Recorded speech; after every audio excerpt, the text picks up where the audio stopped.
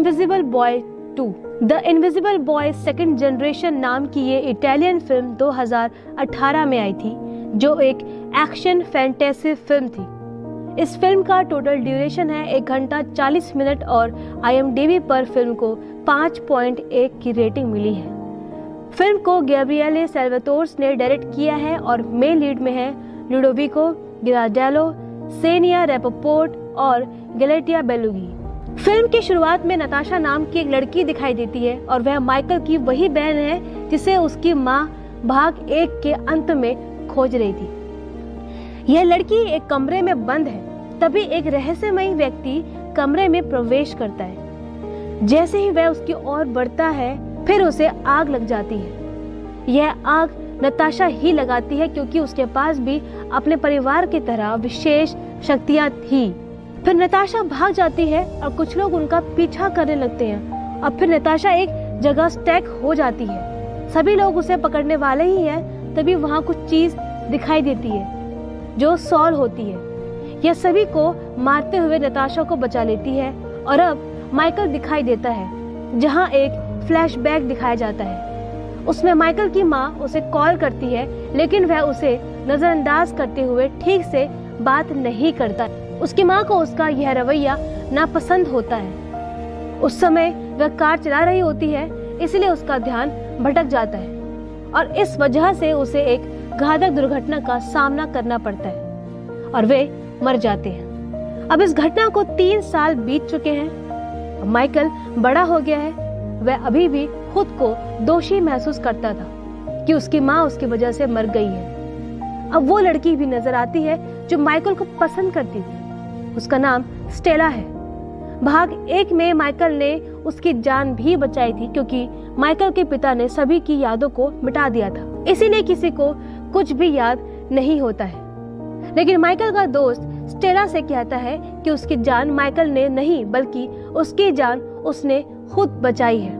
तो Stella Michael के उस दोस्त को पसंद करने लगती है, यह सोचकर कि शायद ही उसने ही उसकी जान बचाई है। इसे देखकर माइकल को बहुत बुरा लगता है और उसे यह कभी पसंद नहीं आया, लेकिन उसने आज तक इन दोनों को कभी कुछ नहीं बताया। एक दिन वह स्कूल में होता है तो उसकी कक्षा में एक नई लड़की का एडमिशन होता है। ये लड़की कोई और नहीं बल्कि नताशा है। इसका मतलब है वह माइकल की असली बहन है। नताशा कक्षा में प्रवेश करके किसी के साथ संवाद नहीं करती है। वह हमेशा चुप रहती है। फिर एक दिन वे सभी रात में एक पार्टी में जाते हैं। जब माइकल देखता है कि उसका दोस्त स्टेला के साथ है और स्टेला आज भी सोचती है कि उसे उसी ने बचाया है, तो माइकल इसे बर्दाश्त नहीं कर पाता और वह स्टेज पर आकर घोषणा करता है कि मेरे दोस्त, तुमने उस रात स्टेला की जान बचाई थी। कृपया उस घटना की कहानी तो बताएं, हम सब सुनने को बेताब हैं। वह लड़का कहता है, मैं अभी ये कहानी तुम्हें क्यों सुनाऊं? फिर माइकल हंसते हुए कहता है, हाँ, क्योंकि तुम्हारे पास सुनाने के लिए कुछ भी नहीं है। तुम आज तक झूठ बोल रहे हो। वो लड़का नहीं चाहता था कि उसका राज खुल जाए, इसलिए वह स्टेला को लेकर वहां से जाना शुरू कर देता है। इसी बीच माइकल ने स्टेला को यह कहते हुए रोक दिया, बस रुक जाओ, मैं तुम्हें अपनी खास शक्तियां दिखाता हूँ। उस दिन उस लड़की ने तुम्हारी जान नहीं बचाई, लेकिन वह मैं था जिसने तुम्हें बचाया था। माइकल अपनी विशेष शक्तियां दिखाने ही वाला होता है, लेकिन उससे पहले नताशा अपनी पावर से आग लगा देती है और फिर सब उस दिशा में जाने लगते हैं और माइकल अपनी पावर्स नहीं दिखा पाता है। नताशा ने ऐसा इसलिए किया ताकि उसके भाई की विशेष शक्ति किसी के सामने ना आए, बल्कि वो गुप्त रहे। बाद में माइकल बेहोश हो जाता है और जब वो जागता है तो वह खुद को नताशा के सामने पाता है। नताशा उससे कहती है, हाँ माइकल, मैं खुद तुम्हें यहाँ लाई हूँ। क्या तुम नहीं जानते कि हमें दूसरों के सामने अपनी शक्तियों का उपयोग करने की मनाही है? मैंने चुपके से आग लगा दी और किसी ने तुम पर ध्यान नहीं दिया क्योंकि तुम अपनी विशेष शक्ति दिखाने वाले थे। फिर माइकल उससे कहता है, तुम्हारा मुद्दा क्या है? तुम हो कौन? वो अपनी शर्ट पहनना शुरू करता है तो नताशा माइकल के शर्ट में आग लगा देती है। माइकल यह देखकर चौंक जाता है कि उसके पास ये शक्तियाँ कैसे आई।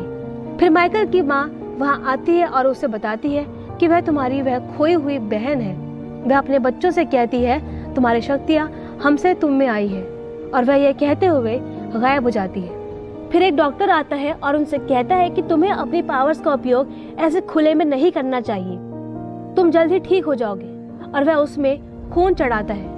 अब माइकल की माँ उसे बताती है कि तुम्हारे पिता का अपहरण एक दुष्ट व्यक्ति ने किया है और हमें आपसी सहयोग से उन्हें छुड़ाना होगा। माइकल की माँ धूम्रपान करना चाहती है और उसकी बेटी नताशा उसकी सिगरेट जलाती है और यह नजारा बेहद दिलचस्प है। इसके बाद वह अपनी बातचीत जारी रखती है और वो कहती है वो दुष्ट आदमी जिसने तुम्हारे पिता को किडनैप किया है वो अब हमारे देश में कदम रख रहा है। उसके यहाँ पहुँचने पर हमें उसका अपहरण करना होगा, लेकिन यह कोई बच्चों का खेल नहीं है क्योंकि उसके साथ कड़ी सुरक्षा रहेगी जो हमें ऐसा करने से रोकेगी। माइकल की माँ उससे कहती है तुमको सुरक्षा पर नजर रखनी होगी। उनकी सुरक्षा योजनाएं क्या है, वह कब आएंगे और कहाँ चले जाएंगे। अब माइकल फ्लैश ड्राइव में सभी सुरक्षा सूचनाओं को कॉपी करता है जैसा कि उसकी माँ ने करने को कहा था और वो सब डेटा माँ को लाकर देता है। इससे खुश होकर उसकी माँ उसे गले से लगा लेती है और फिर नताशा माइकल को बताना शुरू करती है कि वह पहले कहाँ रहती थी। वह महिला अच्छी थी लेकिन उसके बेटे ने उस महिला की मृत्यु के बाद मेरे साथ दुर्व्यवहार किया। बाद में मैं अपनी रक्षा करते हुए यहाँ आ गई, लेकिन मुझे लगता है कि हमारी माँ ही मुझे यहाँ लाई है। अच्छा हुआ कि वे तीनों अब एक साथ रहने लगते हैं। उन दोनों की माँ को भी अब सुकून महसूस होने लगता है।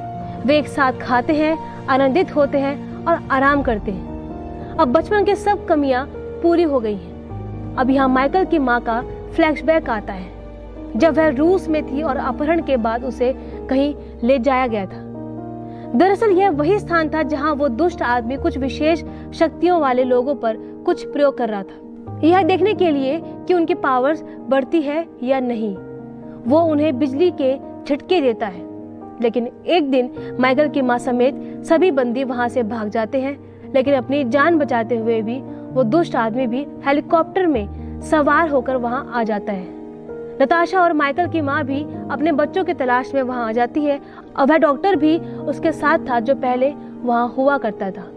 फिर डॉक्टर यहाँ कुछ काम कर रहे होते हैं और असल में परमाणु प्रतिक्रिया के कारण लोगों में भी कुछ परिवर्तन हुए। इसके बाद पहली पीढ़ी के लोगों में कुछ विशेष शक्तियां विकसित हुई, लेकिन पहली पीढ़ी जिसने सबसे पहले बदलावों का सामना किया उनमें एक समस्या पैदा हो गई। जैसे जैसे वे बहुत सारी शक्तियों का उपयोग करते गए वे कमजोर होने लगे, लेकिन उनकी संतानों के साथ ऐसा कुछ भी नहीं था, जो फिर डॉक्टर नताशा और माइकल के डीएनए का उपयोग करके उस चीज को बना ही लेता है जिससे पहली पीढ़ी की शक्तियों को हमेशा के लिए ठीक किया जा सके। इसके बाद सभी खुश हो जाते हैं और एक दिन माइकल इनविजिबल होता है। जब वो एक इमारत में जाकर देखता है कि उसकी माँ कुछ लोगों के साथ बातचीत कर रही है कि वो दुष्ट आदमी शीघ्र ही यहाँ आ रहा है और जिस जगह पर वो रुकेगा वहाँ एक गैस पाइपलाइन है जिसके पूरे शहर से कनेक्टिविटी है। तो माइकल की माँ की योजना है कि वह नताशा की मदद से गैस पाइपलाइन को आग लगा देगी ताकि उसके बाद उस दुष्ट आदमी को मारा जा सके। और यह सब माइकल सुन लेता है और अब वह वहां जाकर अपनी बहन को पूरा सच बताता है, लेकिन उसकी माँ माइकल के बताने से पहले वहां पहुंचकर कहती है कि मुझे विश्वास नहीं हो रहा है कि तुमने हमें धोखा दिया। तुम्हें क्या दिक्कत है अगर हम उस दुष्ट को मारने की योजना बना रहे हैं? तब माइकल कहता है नताशा अभी बच्ची है और तुम कैसे उस दुष्ट को मारने के लिए उसकी शक्तियों का यूज कर सकती हो। माइकल की माँ इस पर बोलती है कि मुझे माफ करना बेटा, मुझे तुम्हें बंदी बनाना होगा क्योंकि तुम मेरे किसी काम के नहीं रह गए हो। वे लोग माइकल को पकड़ लेते हैं और वह अपनी माँ से कहता है इससे क्या लाभ होगा, आपको नताशा के साथ साथ अपनी शक्तियों का भी उपयोग करना होगा और बाद में आप कमजोर हो जाएंगी। उसकी माँ कहती है नहीं, अब नहीं, डॉक्टर अपने प्रयोग में सफल हो गए हैं। फिर वह लिक्विड के टब में चली जाती है और इससे बाहर आने पर उसका शरीर पहले की तरह ठीक और नया हो जाता है। अब उसमें यह क्षमता भी थी कि वो अगर अपनी शक्तियों का प्रयोग कर भी ले तो भी वो कमजोर नहीं होगी। माइकल उस सेल में पड़ा होता है जहां उसको डाला होता है।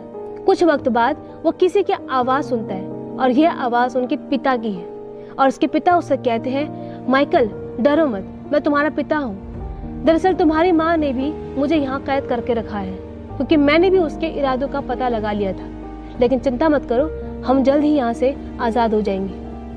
माइकल के पिता ने उसे एक रहस्य का खुलासा किया कि तुम नहीं जानते कि तुम्हारी जैविक माँ इतनी क्रूर है। उसने ही तुम्हारी फोस्टर माँ को मार डाला था।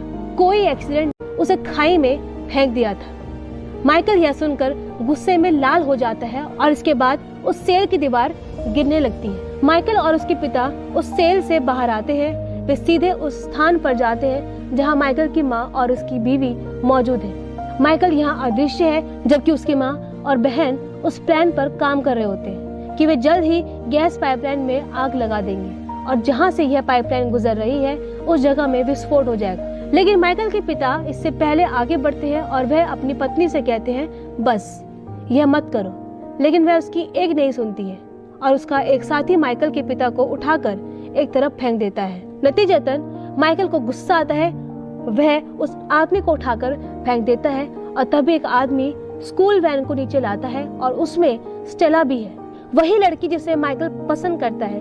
और वह स्कूल वैन नीचे गिरने वाली है और कौन जानता है कि इसके बाद इसमें विस्फोट हो जाए और उसमें बैठे बाकी स्टूडेंट्स को भी नुकसान हो जाए। लेकिन माइकल ऐसा नहीं होने दे सकता था, इसलिए वह स्कूल वैन को गिरने से रोकता है और अपनी शक्तियों का उपयोग करके उसे धीरे धीरे नीचे लाता है। तो इसे देखकर सभी हैरान रह जाते हैं और दूसरी ओर नताशा और उसकी माँ गैस पाइपलाइन को आग लगाने जा रही होते हैं, लेकिन माइकल अपनी विशेष शक्तियों का उपयोग करके नताशा को दूर फेंक देता है ताकि वह उसमें आग न लगा सके। इस तरह नताशा घायल हो जाती है और यहाँ एक और लड़की भी है जो अपनी शक्तियों से माइकल को हवा में उठाती है, इसलिए माइकल कुछ भी नहीं कर पाता। नताशा की माँ उसके पास जाती है और वह फुसफुसाती है, जल्दी करो बेटी, हमें देर करने की जरूरत नहीं है। लेकिन माइकल टेलीपैथिक रूप से नताशा के साथ संवाद करता है।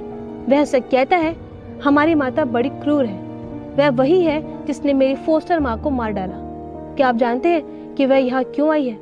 वह यहाँ खुद के लिए आई है क्योंकि वह कमजोर हुए बिना अपनी शक्तियों का उपयोग करना चाहती थी, इसलिए उसने हमारे डीएनए का इस्तेमाल किया, वरना उसे हमसे कोई सरोकार नहीं है और ना ही वो हमसे प्यार करती है। तो नताशा अपनी माँ के मन की बात पढ़ती है और समझ जाती है कि फिर बात असल में वही है।